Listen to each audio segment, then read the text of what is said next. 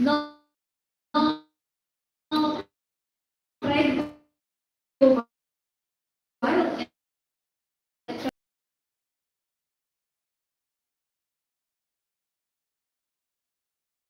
США.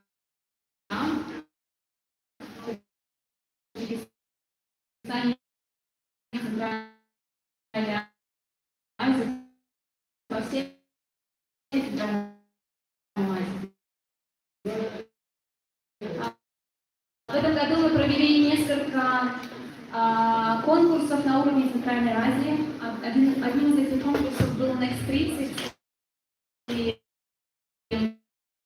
пару человек студентов попали в эту шестерку, которая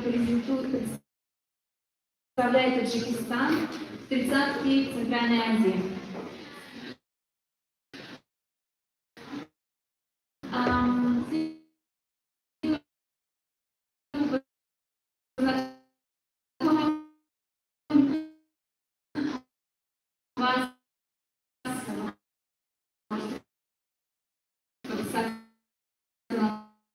Наш Инстаграм.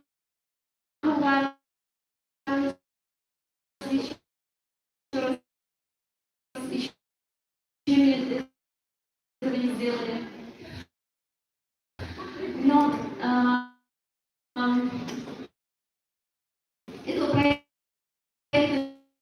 не существовало бы и без партнеров, которые поддерживают центральноазиатский проект. В этом году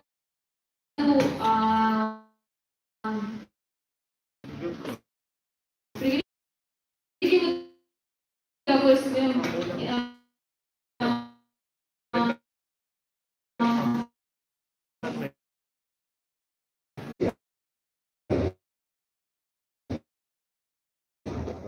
и гендерно-чувствительного контента. Наш непосредственно роль и вклад Зарины с ее командой, то, что вот этот